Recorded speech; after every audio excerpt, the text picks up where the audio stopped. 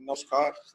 Statistical considerations in research के इस व्याख्यान वाला में हम आज 12वां लेक्चर लेकर के आए हुए हैं और इस लेक्चर में हम जो चीज़ डिस्कस करेंगे वह है sampling distribution of proportion. Lecture 11 में हमने sampling distribution of sample mean की बात करी थी।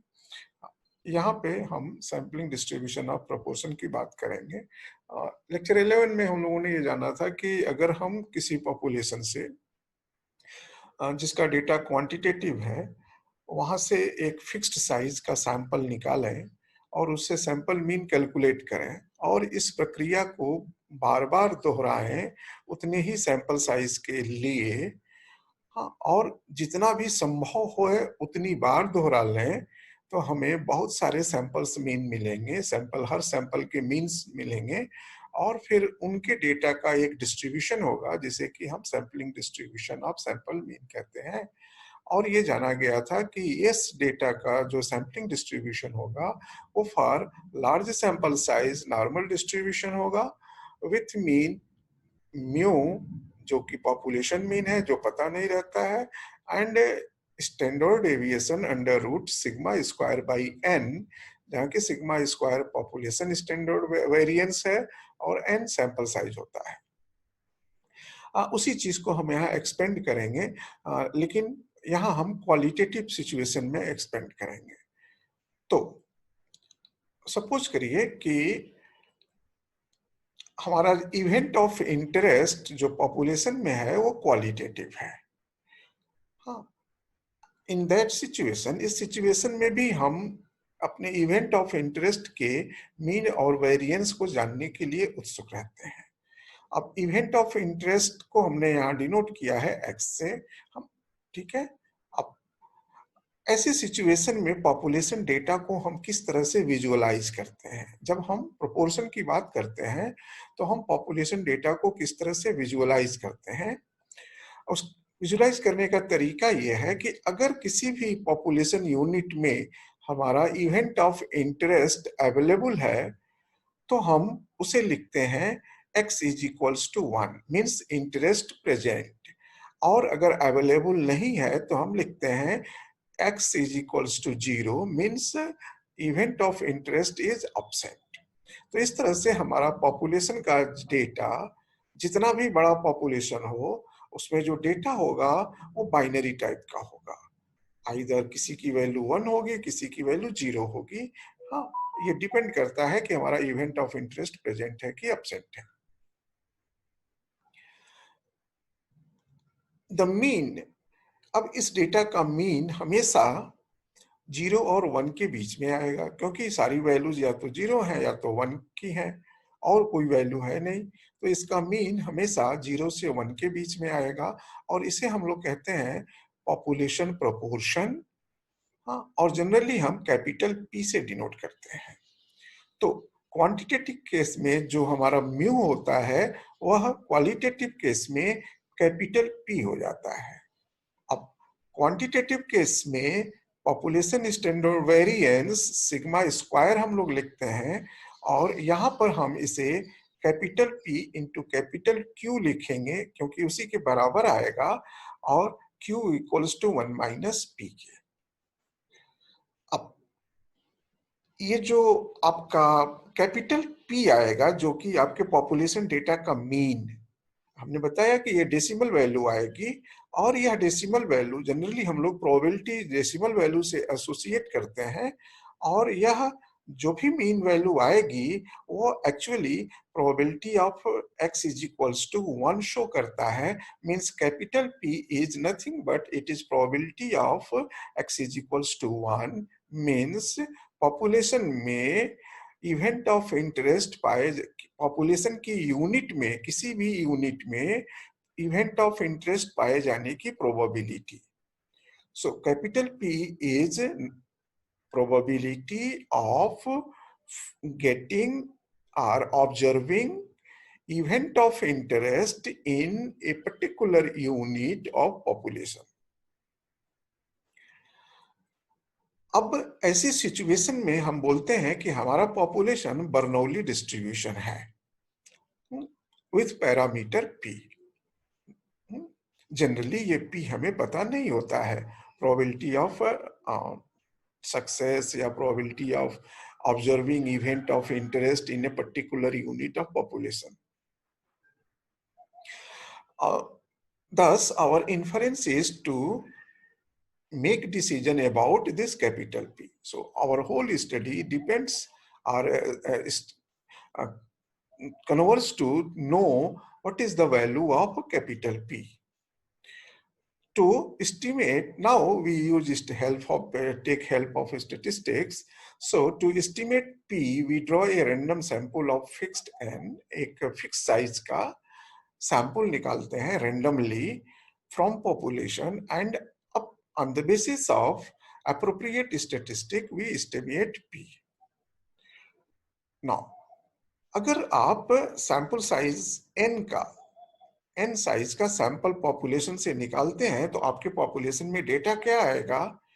या तो 0 मिलेगा, कहीं 1 मिलेगा, हो सकता है सब जगह 0 मिले, हो सकता है सब जगह 1 मिले, हो सकता है कुछ के लिए 0 कुछ के लिए 1 मिले। मीन्स आपका data sample data set 0-1 content करेगा। अब अगर आप सैंपल का मीन निकालेंगे तो वो भी 0 से 1 के बीच में आएगा, इसका मतलब वो भी प्रोपोर्शन हुआ। हाँ, अब इसे हम लोग कहते हैं स्मॉल पी। हाँ, और ये स्मॉल पी क्या है? आपके इस पर्टिकुलर सैंपल का मीन है, और ये इसमें डेटा कैसा है? 0 और 1 का टाइप का। और यह भी क्या हुआ? Probability of getting event of interest और probability of event of interest in sample. अब जब इसको हम लोग स्मॉल पी से लिखते हैं, तो ये क्लियर आपको रहना चाहिए कि what is difference between capital P and small P.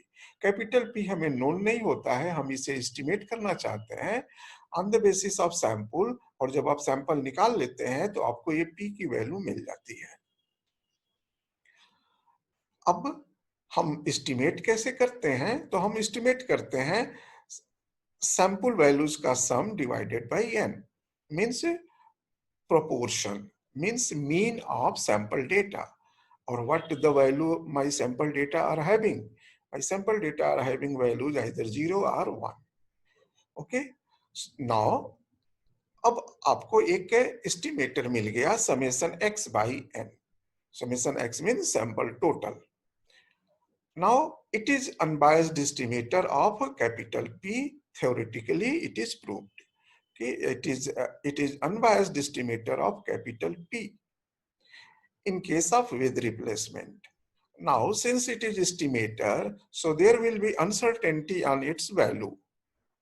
So, हम फिर इसका प्रोपोर्शन, सैंपल प्रोपोर्शन का स्टैंडर्ड एरर जानना चाहेंगे। स्टैंडर्ड एरर जानने के लिए हमें P के प्रोबेबिलिटी डिस्ट्रीब्यूशन से या सैंपल प्रोपोर्शन के सैम्पलिंग डिस्ट्रीब्यूशन का हमें वेरिएंस चाहिए होगा। अब ये जो वेरिएंस आता है थ्योरेटिकली वो आता है capital P Q by N, means population में प्रोपोर्शन पी की क्या वैल्यू है into 1 minus P by N. हाँ, this is nothing but sigma square. अब इसको पाने के लिए, चूंकि पी और क्यू हमें अननोन रहता है, इसलिए इसको पाने के लिए फिर हम सैंपल डेटा का यूज करते हैं, और इसका अनबायस्ड एस्टिमेटर थ्योरी में बताया गया है कि it is small P Q by n minus 1। तो अगर हमें पॉपुलेशन सैंपल प्रोपोर्शन का स्टैंडर्ड एरर चाहिए तो हम पहले पॉपुलेशन वेरिएंस का इस एस्टिमेटर का हम वेरिएंस निकालेंगे इसके द्वारा, और फिर उसका स्क्वायर रूट ले लेंगे। अगर आप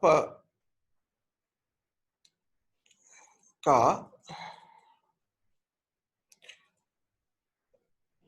विदाउट रिप्लेसमेंट का केस है, तो विदाउट रिप्लेसमेंट के केस में फिर से हम लोग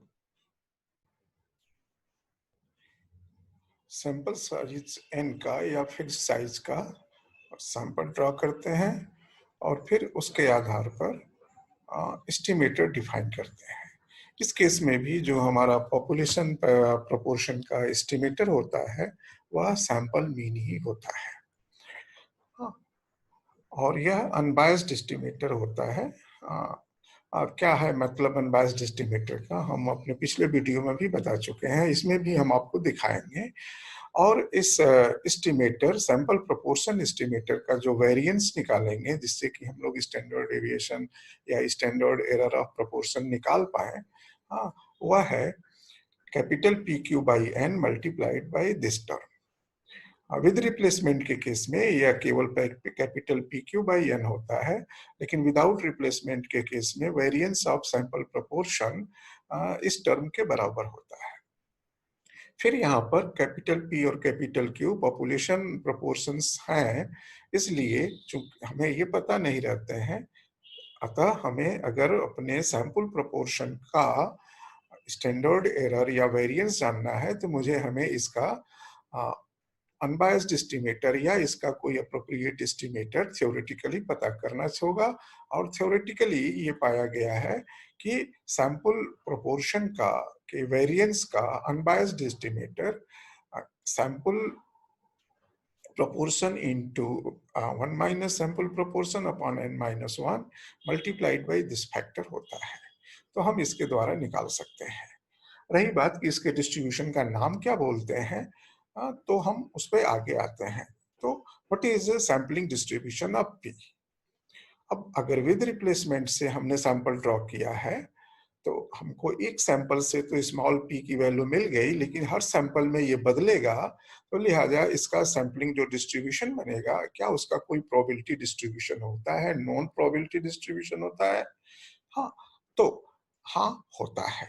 अगर सैंपल साइज आपने लार्ज लिया हुआ है तब तो उसका जो सैंपलिंग डिस्ट्रीब्यूशन होगा इस स्मॉल पी का प्रोबेबिलिटी डिस्ट्रीब्यूशन, ये खुद में पी है लेकिन इसका भी एक प्रोबेबिलिटी डिस्ट्रीब्यूशन होगा।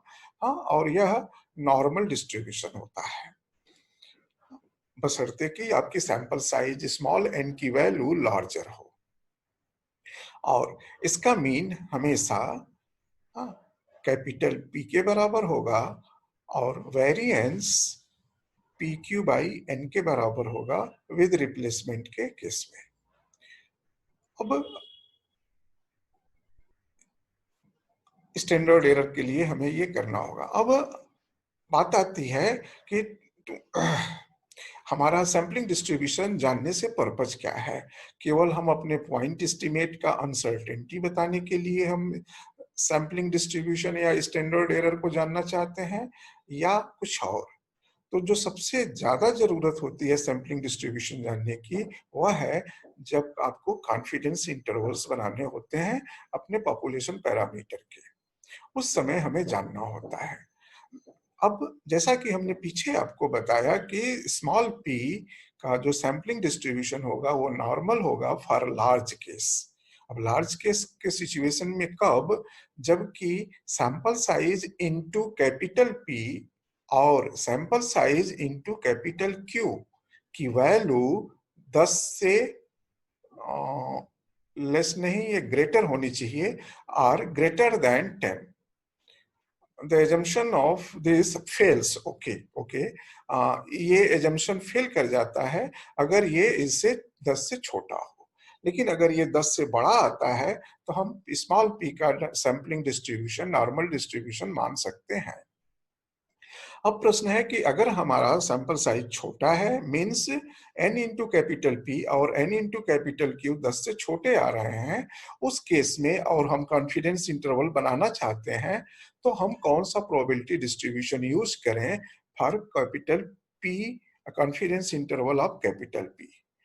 इस केस में अगर आप विद रिप्लेसमेंट से कर रहे हैं तो आपका जो डिस्ट्रीब्यूशन होता है वह होता है रीस्केल्ड बाइनोमियल डिस्ट्रीब्यूशन।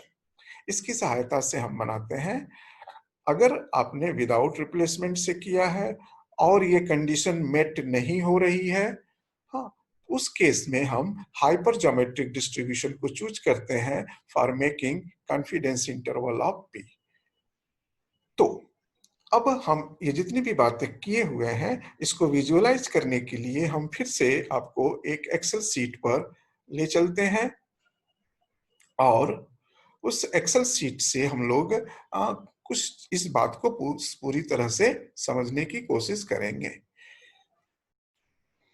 अगर आपको पिछला वीडियो 11 अगर आपको याद हो, तो उसमें हमने एक पॉपुलेशन लिया था 4 पेड़ों का, और उस केस में हमने आपको सैम्पलिंग डिस्ट्रीब्यूशन ऑफ मीन पे चर्चा करी थी, और हमने मान लिया था कि हमें पॉपुलेशन डेटा मालूम है। और इसमें ये माना गया था कि ये ट्री 1 में 18 क्विंटल मैंगो हुआ, ट्री 2 में 20 क्विंटल, लाइक दैट। यहाँ पे हम केस डिफरेंट ले रहे हैं। अब हम इन ट्रीज में आउटपुट को इस तरह से नहीं देख रहे हैं कि कितना क्विंटल मिला। अब हम देखना चाह रहे हैं कि इसमें कौन सा फ्रूट वाला ट्री है, कौन सा नॉन फ्रूट का है। तो इस तब ये क्वालिटेटिव सिचुएशन हो जाएगी। सपोज करिए कि ट्री 1, हाँ, हमें पता है कि नॉन फ्रूट ट्री है, तो पॉपुलेशन में इस ट्री का डेटा हो गया 0।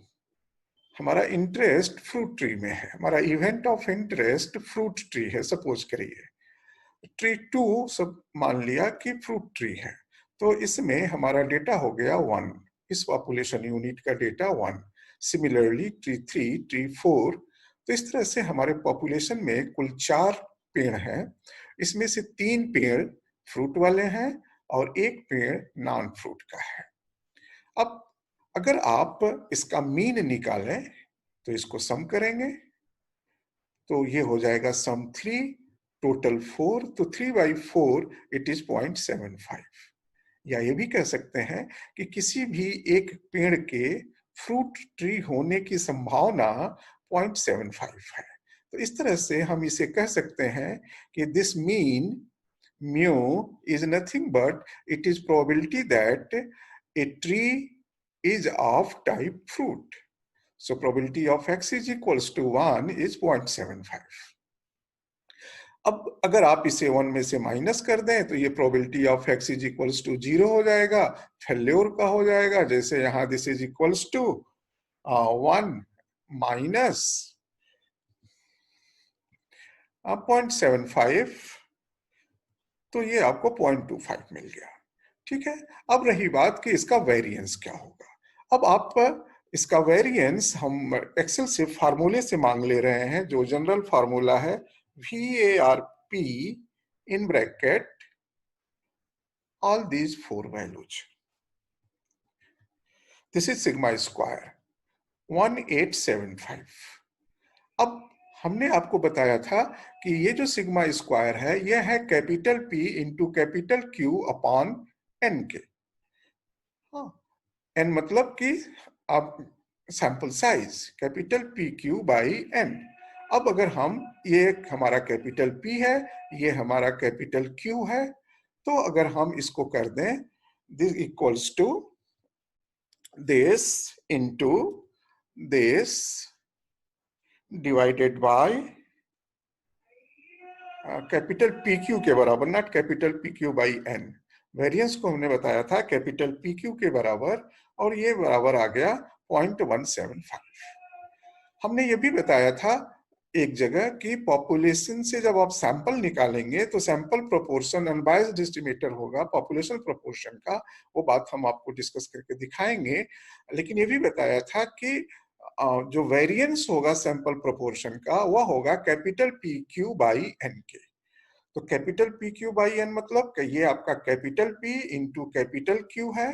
अब अगर हम इसमें इक्वल्स टू कर दें दिस डिवाइडेड बाई, अगर हम 3 का सैंपल लेते हैं तो, हाँ, हम इस एग्जांपल में भी 3 का सैंपल लेंगे, तो ये बराबर आ गया 0.0625 इसके बराबर।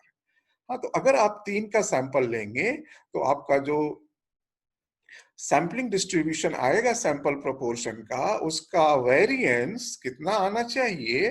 0.0625, या राउंड करने पर 0.06 के बराबर। ओके, अब on the basis of n is equals to 3, estimate P or probability of x is equals to 1. What is meaning of probability of x is equals to 1?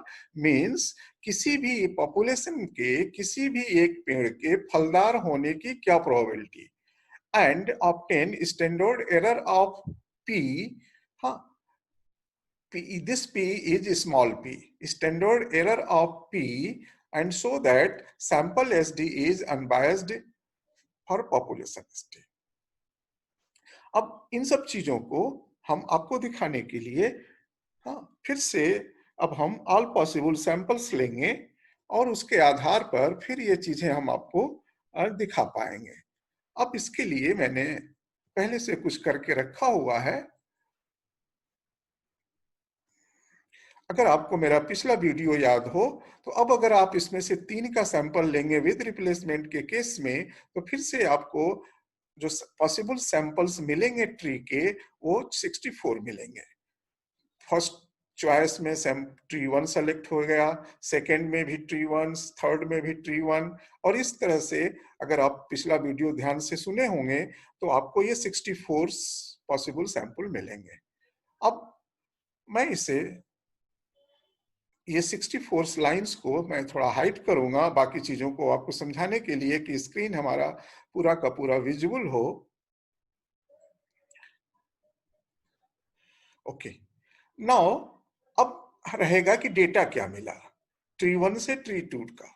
तो अब ट्री 1 में आपको सैंपल ट्री 1 है, tree 1 में कैसा है, x की value 0, second sample 1 है, तो ट्री उसमें इवेंट ऑफ इंटरेस्ट की वैल्यू 0, इवेंट ऑफ इंटरेस्ट की वैल्यू 0।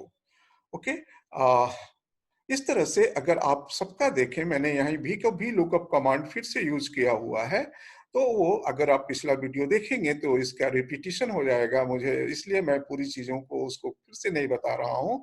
ये आपके सैंपल वैल्यूज होंगी 0 0 0, दूसरी पॉसिबल वैल्यू 0 0 1, तीसरी पॉसिबल वैल्यू 0 0 1। क्यों ये रिपीट हो रहा है? इसलिए रिपीट हो रहा है कि यहाँ ट्रीज का कॉम्बिनेशन बदल गया, लेकिन चूंकि वैल्यूज इनकी एक जैसी हैं इसलिए ये रिपीटिशन हो रहा है। अब ये 64 पॉसिबल सैंपल्स हो गए। अब अगर मैं इनको सम कर दूं, मैं इतनी चीजों को डिलीट कर रहा हूं ताकि हम चीजों को दिखा पाए। इसमें कहीं मैंने फार्मूला लगा के रखा हुआ है, समेशन एक्स मैंने यहां लिखा, small p is equals to this summation x by n, and this is variance, sample variance. Okay, अब मैंने यहां किया इक्वल्स टू सम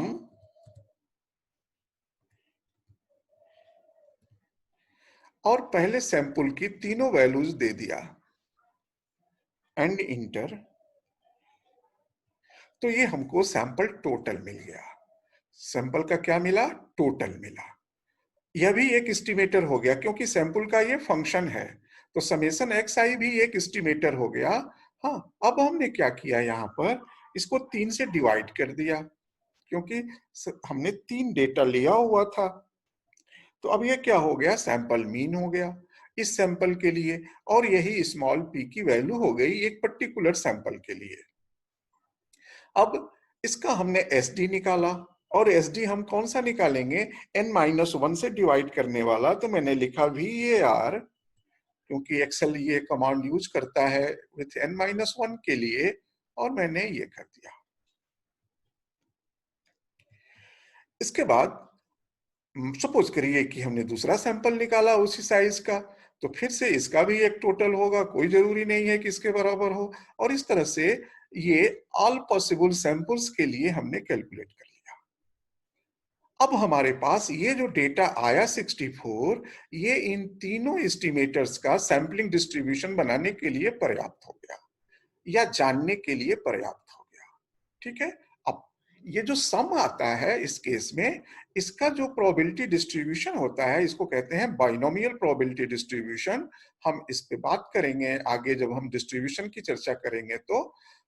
और ये जो p की वैल्यू आई 64, इसका प्रोबेबिलिटी डिस्ट्रीब्यूशन हमने बताया कि ये नॉर्मल होगा अगर n इंटू कैपिटल P और n इंटू कैपिटल Q 10 से बड़ा हो।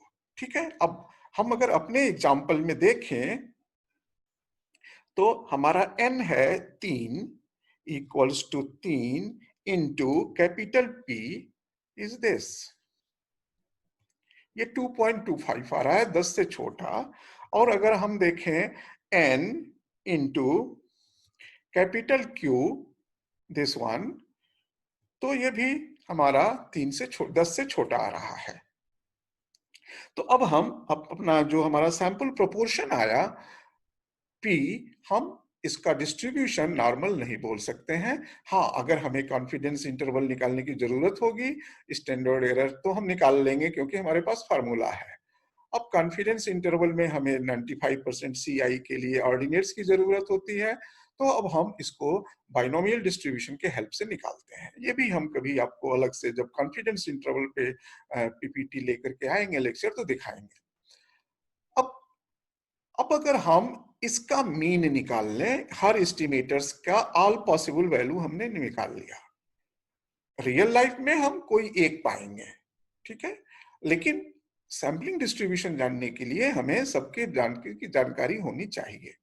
अब ये जब आ गए तो इसका अगर आप मीन निकालोगे किसी का भी और वह पॉपुलेशन के किसी पैरामीटर या कैरेक्टरिस्टिक के बराबर आ जाता है तो हम लोग कहते हैं कि ये अनबायस्ड एस्टिमेटर है। अब अगर हम इसका मीन निकालें इक्वल्स टू AVER एवरेज, तो मैं ये 64 वैल्यूज को सेलेक्ट कर लिया और ये आया 0.75। और ये 0.75 किससे मैच किया? पॉपुलेशन में कैपिटल P से मैच किया, या probability of x is equals to 1 से मैच किया, या जनरल भाषा में बात करें तो म्यू से मैच किया। इसका मतलब कि सैंपल प्रोपोर्शन पॉपुलेशन प्रोपोर्शन का अनबायस्ड एस्टिमेटर है। और भी एस्टिमेटर की प्रॉपर्टीज होती हैं, मैं क्योंकि एक ये बेसिक लेक्चर्स दे रहा हूं, मैं साइंटिफिक कम्युनिटी के लिए नहीं कर रहा हूं। हाँ, जो हम लोग यूज करते हैं टर्म की मिनिमम ये हमारा एक फुलफिल कर रहा है, और भी क्वालिटीज एस्टिमेटर की ये फुलफिल करता है। अब हमको expected value of T2 mean sample proportion is equals to capital P, but expected value of T1, इसका मीन हमें इसमें किसी के बराबर नहीं हो रहा है। इसका मतलब ये जो सम आया है सैंपल का टोटल, यह पॉपुलेशन के टोटल का भी नहीं है। पॉपुलेशन का टोटल अगर आप देखें तो ये 3 है, ये सैंपल टोटल पॉपुलेशन टोटल का भी अनबायस्ड एस्टिमेटर नहीं है। अब रही बात कि स्टैंडर्ड एरर ऑफ P क्या हुआ। अब स्टैंडर्ड एरर ऑफ P का मतलब होता है all possible values of P आप कैलकुलेट कर लें और फिर उसका स्टैंडर्ड डेविएशन निकालें, तो वह स्टैंडर्ड एरर होता है। और अगर वेरिएंस निकाल दें तो वह वेरिएंस कहलाएगा ऑफ एस्टिमेटर। तो मैंने यहां निकाला इक्वल्स टू VAR P। अब यहाँ पे हम n वाला निकालते हैं क्योंकि यहां एस्टिमेट नहीं कर रहे हैं, और enter, sorry, this is equals to VAR P, sorry यहाँ पे एक ये गलती हो गया है, तो हम इस फॉर्म इसको मिटाते हैं, एक वैल्यू हमारी डिलीट हो गई। तो पहले यहां आए और मैंने इस फॉर्मूले को इधर पेस्ट कर दिया। Now here it is equals to VAR P, double click and then all values, bracket closed, inter.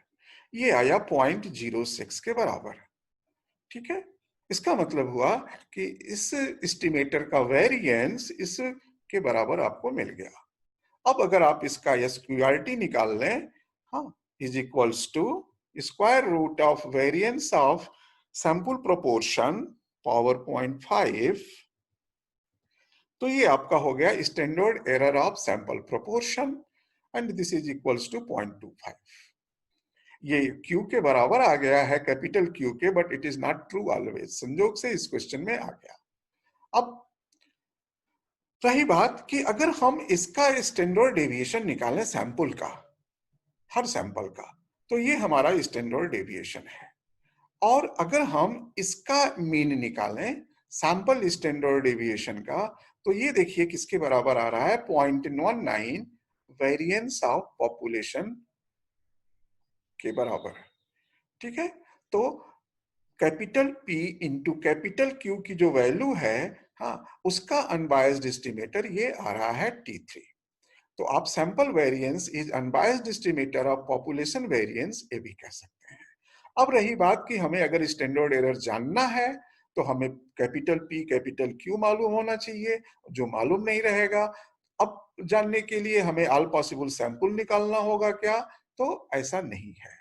इसका एस्टिमेटर, स्टैंडर्ड एरर का एस्टिमेटर या वेरिएंस का एस्टिमेटर हमने आपको बताया था कि small p into small q divided by n-1 अगर आप करें तो यह अनबायस्ड एस्टिमेटर हो जाता है capital P Q by N का। कैसे होता है तो आइए देखते हैं। यहाँ पे मैंने लिखा इक्वल्स टू स्मॉल p, इस सैंपल का ये है, into capital 1 minus p means q, तो star 1 minus this small p bracket close divided by n-1। तो n हमारा 3 है तो n-1 2 हो गया, और फिर हमने इसको यहां से यहां तक ड्रैग कर दिया, हर सैंपल के लिए निकाल लिया। अब अगर ये अनबायस्ड एस्टिमेटर होगा capital P Q by N का, तो इसका mean capital P Q by N के बराबर आना चाहिए। फिर हमने यहाँ पर, चूंकि हमने यहाँ मीन का फॉर्मूला लिखा हुआ है, तो मैंने यहाँ पे या तो हमने टाइप कर दिया equals to average and this bracket closed enter. तो आप देखें कि ये 0.6 आ गया capital P Q by N के बराबर। इसका मतलब हुआ कि capital P Q by N का unbiased estimator small P Q by n-1 है। इसलिए अगर हमें किसी भी सैंपल प्रोपोर्शन का स्टैंडर्ड एरर निकालना होगा तो हम क्या करेंगे, small P Q by n-1 उस सैंपल का निकालेंगे और उसका स्क्वायर रूट निकाल लेंगे, और वही हमारे सैंपल प्रोपोर्शन का स्टैंडर्ड एरर कहा जाएगा। अब एक और चीज जो हमने पिछले वीडियो में बताई थी, लेकिन आज कुछ जल्दीबाजी में वो हम स्किप कर गए थे पूरी तरह से बताने में, वह है कि probability of selection of any unit of population at any draw is same at each draw. कहने का मतलब क्या है कि इसमें, हाँ, इसमें, हाँ, x1 में ट्री नंबर 1 के सेलेक्ट होने की प्रोबेबिलिटी क्या होगी। हाँ, तो probability of success at draw third, मैं यहां एट ड्रॉ फर्स्ट देखता हूं। तो हमने यहां पे क्या किया, इसको राइट क्लिक करते हैं, फुल स्क्रीन पे आते हैं। मैंने यहां क्या किया है, 2 के लिए किया मैंने काउंट इफ 0 J2 I2। मैं इस फार्मूले में मैंने कहा I एंड इंटर।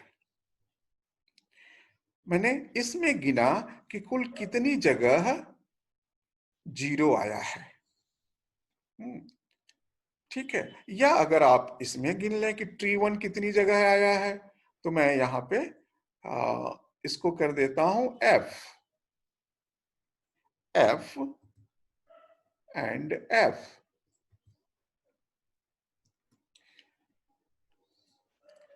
और इसमें है 0 की जगह पे 1, ट्री 1 कितनी जगह पे आया, तो 16 जगह पे आया। अब है कि बाकी कि 16 जगह पे आया, तो ट्री 1 के, इसको मैंने लिखा ट्री 1 के सेलेक्ट, पहले ड्रॉ पर सेलेक्ट होने की प्रोबेबिलिटी कितनी हो गई, 16 upon 64, that is 0.25।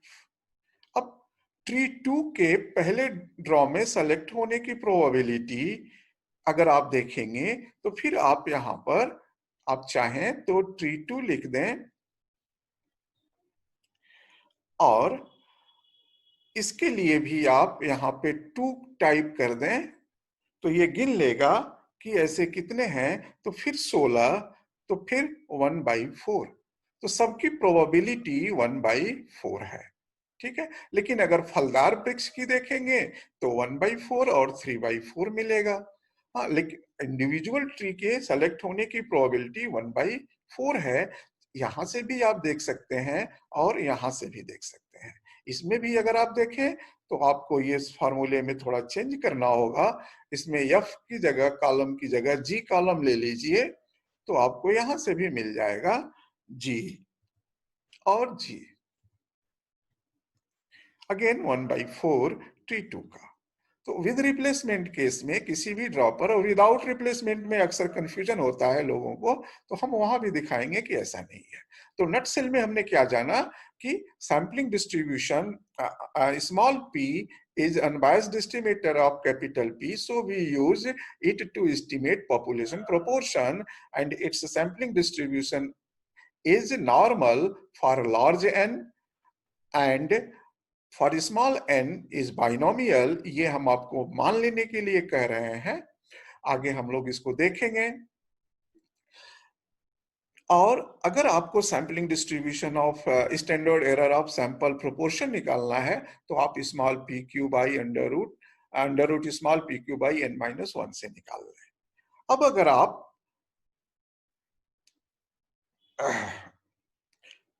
Without replacement की बात करें तो ये फिर से हम आपको लेक्चर 11 का विदाउट रिप्लेसमेंट का केस बताएंगे, जिसमें कि हम लोगों ने 24 पॉसिबल आउटकम्स लिए थे।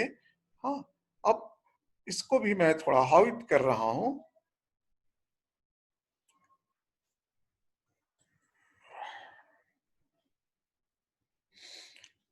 और फुल स्क्रीन किया ताकि सब चीजें दिखाई दें। और इस केस में आप जब देखेंगे तो फिर से हमने सैंपल प्रोपोर्शन निकाला और इसका जो मीन आया, मीन, हाँ, ये पूरे का मीन ये 0.075 आया। Again it is equals to population proportion 0.75, means in without replacement case also sample proportion is unbiased estimator of population proportion। लेकिन इस केस में आपको सैंपल स्टैंडर्ड डेविएशन जो विद रिप्लेसमेंट्स में हमने दिखाया था, यह पॉपुलेशन वेरिएंस के बराबर नहीं आ रहा है। अब अगर आपको सैंपल प्रोपोर्शन का आपको स्टैंडर्ड एरर प्राप्त करना है तो ये क्या होगा। अब इसका इस केस में स्टैंडर्ड एरर का फार्मूला हमने आपको पीपीटी में बताया था कि क्या होगा कि n minus capital n minus n upon n minus 1 P Q by small n, ये स्टैंडर्ड एरर होगा सैंपल प्रोपोर्शन का, और इसकी वैल्यू 0.2 आ रही है। और अगर आप इस पूरे का वेरिएंस निकालें ऑल पॉसिबल सैंपल प्रोपोर्शन का, तो यहाँ पे आपको ये 0.2 मिल रहा है। अब रही बात कि हम सैंपल ऑल पॉसिबल से तो हम पाएंगे नहीं, तो हम पी और क्यू भी हमें नहीं मालूम होगा, तो हम निकालें कैसे। तो इसके लिए जो अनबायस्ड एस्टिमेटर हम लोग यूज करते हैं वह है 1 minus small n by capital N small p into small Q by n-1। अब हमने हर सैंपल के लिए ये कैलकुलेट किया है और फिर अगर आप इसका मीन निकालें तो ये चीज इसके बराबर आ रही है, इसके बराबर आ रही है। इसका मतलब हुआ कि विदाउट रिप्लेसमेंट के केस में सैंपल प्रोपोर्शन का स्टैंडर्ड एरर बराबर होगा under root 1 minus n/n p Q by n-1। हाँ, अब रही बात कि विदाउट रिप्लेसमेंट में मान लीजिए कि ट्री 1 के हम यहां पर मैं लिख रहा हूं ट्री 1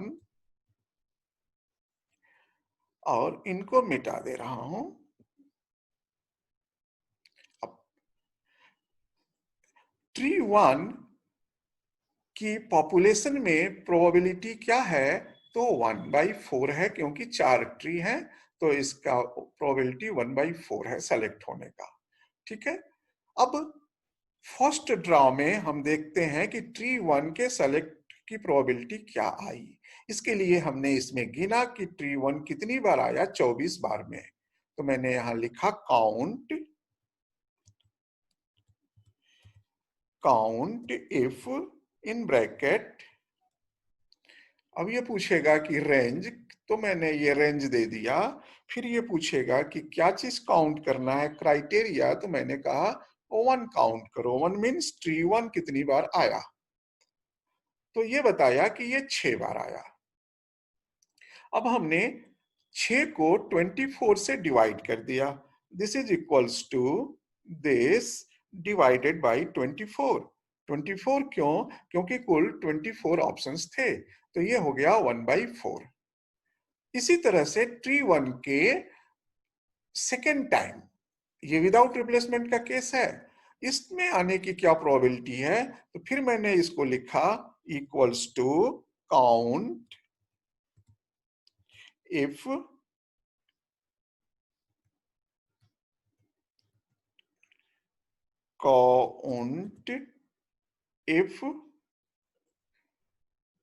अब सेकेंड ड्रॉ सेलेक्ट किया and count one means tree one how many times, again 6 times. तो इस बार भी सेकेंड ड्रॉ में भी ट्री वन के सेलेक्ट होने की प्रोबेबिलिटी 1/4। इसी तरह से थर्ड ड्रॉ में भी आपको मिलेगी 1/4। इसी तरह से आप ट्री वन की भी जान सकते हैं कि ट्री वन की फर्स्ट ड्रॉ में, सेकेंड ड्रॉ में, थर्ड ड्रॉ में। लेकिन अगर आप बात करें फ्रूट ट्री और नॉन फ्रूट ट्री का, तो पॉपुलेशन में फ्रूट ट्री की प्रोबेबिलिटी है 3/4 और नॉन फ्रूट ट्री की प्रोबेबिलिटी है 1/4। अब हम यहां लिखते हैं फ्रूट ट्री की प्रोबेबिलिटी।